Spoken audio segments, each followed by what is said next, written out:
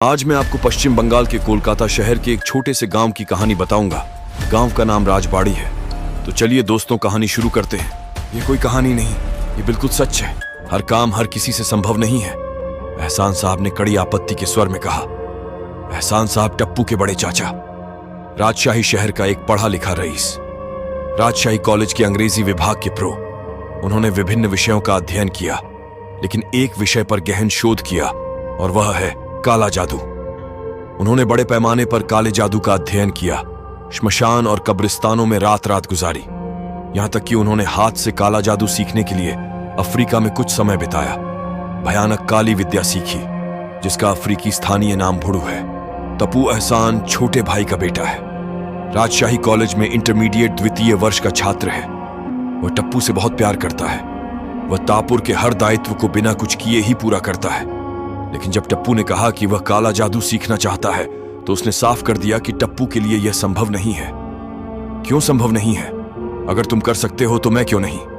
टप्पू ने कहा। देख टप्पू, काला जादू कोई बच्चों का खेल नहीं है। यहां कदम कदम पर खतरा है। रहने दो, मैं फिर भी सीख लूंगा, टप्पू ने हठपूर्वक उत्तर दिया। मैं तुम्हें नहीं सिखाऊंगा, बड़े मामा भी कम नहीं है। अंकल प्लीज, मैं यह कर सकता हूं। देखो, कोई खतरा नहीं होगा। टप्पू, मैं तुम्हें अच्छी तरह से जानता हूं। तुम्हारे साथ यह संभव नहीं है। इसमें बहुत साहस चाहिए। बिना साहस के काले जादू का पहला स्तर पार नहीं किया जा सकता। लेकिन मैं यह कर सकता हूं, मुझ में साहस की कमी नहीं है, टप्पू ने पुरजोर जिद के साथ जवाब दिया। हाँ, मैं जानता हूं कि तुम्हारी हिम्मत कितनी है। कुछ दिन पहले तुम अपनी ही परछाई से डरते थे। यह बहुत समय पहले की बात है, जब मैं 11 साल का था। छोड़ो उन शब्दों को, बताओ क्या तुम सिखाओगे? एहसान ने एक शब्द में उत्तर दिया। नहीं अंकल प्लीज, मुझे बस एक मौका दीजिए।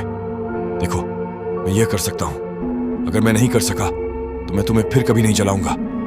बस मुझे एक मौका तो दो। टप्पू की आवाज याचना भरी थी। लेकिन प्लीज अंकल, प्लीज। एहसान साहब कुछ देर तक चुपचाप सोचते रहे। ठीक है, लेकिन याद रखना, तुम्हें केवल एक ही मौका मिलता है। एक छोटी सी परीक्षा होगी। अगर तुम पास नहीं कर पाए तो फिर कभी काले जादू का नाम नहीं ले पाओगे, ठीक है? एहसान साहब ने कहा। सहमत होकर टप्पू पूरे दांतों से मुस्कुराया। आज 25 तारीख है। अगला दिन 27वीं अमावस्या की रात है। अगले दिन रात 12 बजे मैं एक मिट्टी का बर्तन, एक बुशल चावल और 20 टूथपिक लेकर कादरगंज कब्रिस्तान में प्रवेश करूंगा। कुछ देर सीधे चलने के बाद मुझे एक बहुत पुराना बरगद का पेड़ दिखाई देगा। बरगद के पेड़ के दाहिनी ओर एक छोटी सी सड़क चलती है। सीधे उस सड़क से गुजरे। उस सड़क के बिल्कुल अंत में मुझे एक बहुत पुरानी टूटी हुई कब्र दिखाई देगी। कब्र के बगल में एक खाली मैदान है। मैं उस खेत के बीच में एक छोटा चूल्हा खोदूंगा। फिर चूल्हे में टूथपिक से आग लगाऊंगा और एक बर्तन में चावल और पानी डालकर चावल पकाऊंगा। जब तक चावल पक नहीं जाते और चावल पक नहीं जाते, मैं इन्हें एक एक करके चूल्हे पर चढ़ाती रहूंगी। जब चावल पक जाएं तो साफ चावल लेकर सीधे मेरे पास आएं। अगर तुम यह काम कर सको तो मैं और बाधा नहीं डालूंगा। परसों से तुम्हारी काले जादू की दीक्षा शुरू हो जाएगी, एहसान साहब ने कहा। क्या यह व्यास है? टप्पू थोड़ा आश्चर्यचकित हुआ। मुझे लगा कि यह बहुत कठिन परीक्षा होगी। ठीक है अंकल, समझो, मैं परीक्षा में पास हो गया। मैं आपको एक बात के बारे में चेतावनी देता हूं। चावल पकाते समय आप अपने आसपास कई आवाजें सुन सकते हैं। आप किसी को अपना नाम पुकारते हुए सुन सकते हैं, या कोई मदद के लिए चिल्ला रहा होगा। खबरदार उस कॉल का जवाब नहीं देगा, खबरदार।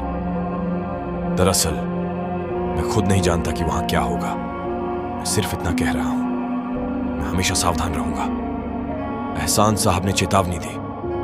टप्पू ने अपने चाचा की ओर देखा। उसे कुछ समझ नहीं आया। चाचा उसे डरा नहीं रहे थे, बल्कि सच में चेतावनी दे रहे थे। लेकिन कोई बात नहीं, उसे डर नहीं था। उसे यह परीक्षा पास करनी ही थी। 27वीं रात 11:15 बजे टप्पू जरूरी सामान लेकर कादरगंज कब्रिस्तान के लिए निकला। टापुट के घर से कादरगंज कब्रिस्तान तक रिक्शे से जाने में करीब 1 घंटा लगता है। ठीक 12:30 बजे टप्पू कब्रिस्तान के गेट पर पहुंचा। हालांकि इतना आत्मविश्वासी था, कब्रिस्तान की भयानक खामोशी ने टप्पू के आत्मविश्वास को कम कर दिया। टप्पू ने भारी सीना तान कर धीरे से कब्रिस्तान के गेट को धक्का दिया। गेट लगभग चुपचाप खुला। टप्पू बिना कहीं देखे सीधे आगे बढ़ गया। अपने चाचा के निर्देशानुसार कुछ देर चलने के बाद अंततः उसे टूटी हुई कब्र के बगल में खाली मैदान मिला। खेत के बीच में एक छोटा सा ओवन खोदा गया था। फिर 4 टूथपिक एक साथ रखकर चूल्हे में आग जला दी। एक बर्तन में चावल और पानी डालकर गैस पर चढ़ा दे। फिर एक एक करके टप्पू ने ओवन में दांत लगाना शुरू कर दिया। ऐसा लग रहा था कि समय बहुत धीरे धीरे बीत रहा है। 13 टन खत्म हो गया। चावल उबलने में देर नहीं हुई। जहां एक कुत्ते ने आवाज दी, अकारण ही टप्पू का शरीर थोड़ा ढीला हो गया। अचानक उसे ध्यान आया कि एक औरत उससे 7-8 फुट की दूरी पर बैठी चूल्हा खोद रही है। गोद में एक बच्चा। टप्पू उस महिला का चेहरा नहीं देख सका क्योंकि वह घूंघट से ढकी हुई थी। टप्पू यह देखकर हैरान रह गया कि महिला भी उसकी तरह ही अपने दांतों से चावल पकाने लगी। हैरानी की बात यह है कि बगल में बैठे एक शख्स ने महिला को नहीं देखा। वह मन ही मन एक दांत से चूल्हा जलाता रहा। टप्पू को समझ नहीं आता कि क्या वह महिला भी टप्पू की तरह काला जादू सीखना चाहती है। क्यों? टप्पू अपना काम छोड़कर सम्मोहित दृष्टि से महिला के काम को देखता रहा। ऐसा लग रहा है कि महिला के दांत निकल चुके हैं। वह चूल्हे के पास पहुंचा, लेकिन उसे जलाने के लिए और कुछ नहीं मिला। इसलिए उसने बच्चे को अपनी गोद से लिया और चूल्हे में फेंक दिया। टप्पू को अपनी आंखों पर यकीन नहीं हो रहा है। वह क्रूर दृश्य देखकर चिल्लाने वाला था, लेकिन अंततः उसने खुद पर काबू पा लिया।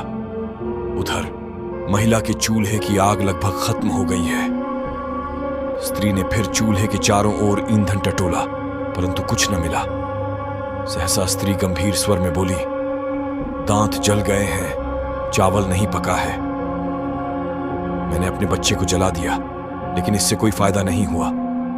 इस बार मैं उस मिंसिटा को जला दूंगा और चावल उबाल लूंगा, उसने कहा और अपना घूंघट हटा दिया और टप्पू की ओर मुड़ गया।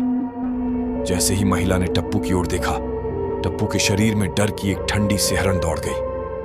औरत कहाँ है? एक पिशाच भयानक नजरों से टप्पू को घूर रहा है। मुंह से मांस सड़ रहा है और पिघल रहा है। आंखों की जगह 2 खाली जगहें टप्पू को घूर रही हैं। राक्षस ने फिर स्पष्ट स्वर में कहा, आओ मेरे पास आओ, आओ मिनसे, आज मैं तुम्हारे साथ अपनी साधना समाप्त करूंगा। शैतान ने साड़ी के अंदर से एक बालों वाला बदसूरत हाथ निकाला और टप्पू की ओर बढ़ाया। अगले दिन कादरगंज कब्रिस्तान के गेट के ठीक सामने एक कार रुकी। एहसान साहब कार का दरवाजा खोलकर बाहर आए। उसने कब्रिस्तान का दरवाजा खोला और सीधे रास्ते पर चल दिया। जैसे ही वह बरगद के पेड़ के सामने गया तो उसे बेहोश टप्पू दिखाई दी। वह थोड़ा मुस्कुराया।